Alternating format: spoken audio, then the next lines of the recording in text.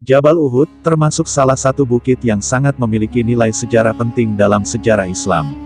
Di bukit ini, terjadi peperangan yang sangat memilukan dalam sejarah Islam. Pasukan kaum muslimin yang dipimpin langsung Nabi Muhammad SAW, bertempur habis-habisan dengan kaum musyrikin kota Makkah. Kisah pilu ini, digambarkan oleh Rasul dengan menyebut bukit ini sebagai bukit yang nantinya akan bisa dilihat di surga. Jadi, umat Islam yang kini akan melaksanakan ibadah haji dan menyempatkan diri untuk berziarah ke Bukit Uhud, insya Allah saat berada di surga juga akan menyaksikan kembali bukit ini. Kepiluan Nabi Muhammad di Bukit Uhud, tak lepas dari kisah pertempuran yang terjadi di kawasan ini. Dalam pertempuran itu, ratusan sahabat Nabi gugur. Termasuk juga paman Rasul, Hamzah bin Abdul Muthalib, gugur dan dimakamkan di bukit ini. Bahkan, Nabi Muhammad SAW mengatakan, kaum muslimin yang gugur dan dimakamkan di Uhud tak memperoleh tempat lain kecuali ruhnya berada pada burung hijau yang melintasi sungai surgawi. Burung-burung itu memakan makanan dari buah-buahan yang ada di taman surga, dan tak akan pernah kehabisan makanan. Di kawasan Uhud itu, pertempuran spiritual dan politik dalam arti sebenarnya memang terjadi.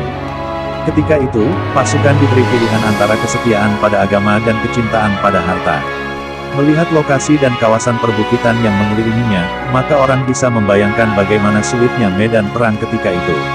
Perang di kawasan Uhud, bermula dari keinginan balas dendam kaum kafir Quraisy seusai kekalahan mereka dalam Perang Badar. Mereka berencana menyerbu umat Islam yang ada di Madinah. Peristiwanya terjadi pada 15 Syawal 3H, atau sekitar bulan Maret tahun 625. Menghadapi rencana penyerbuan tersebut, Rasulullah memerintahkan barisan pasukan muslimin menyongsong kaum kafir itu di luar kota Madinah. Strategi pun disusun. Sebanyak 50 pasukan pemanah oleh Rasulullah yang memimpin langsung pasukannya, ditempatkan di atas Jabal Uhud. Mereka diperintahkan menunggu di bukit tersebut, untuk melakukan serangan apabila kaum Quraisy menyerbu, terutama pasukan berkudanya. Sedangkan pasukan lainnya, menunggu di celah bukit.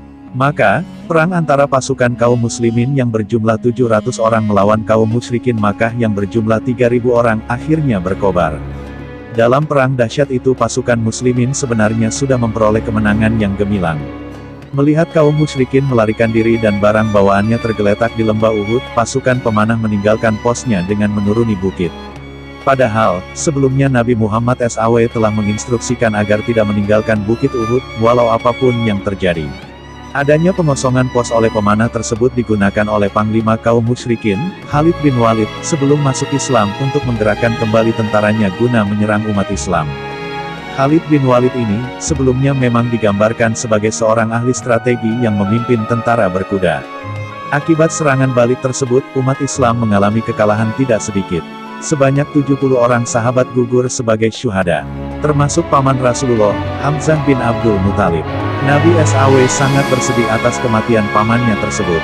Kematian paman Nabi ini, akibat ulah Hindun binti Utbah, istri seorang kaum musyrikin, yang mengupah Wahsy al-Habsyi, seorang budak untuk membunuh Hamzah. Tindakan balas dendam dilakukan Hindun, karena ayahnya dibunuh oleh Hamzah dalam Perang Badar. Wahsy dijanjikan akan mendapat kemerdekaan bila dapat membunuh Hamzah dalam peperangan ini. Dalam pertempuran itu, Nabi Muhammad SAW juga mengalami luka-luka yang cukup parah. Bahkan, sahabat-sahabatnya yang menjadi perisai pelindung Rasulullah, gugur dengan tubuh dipenuhi anak panah.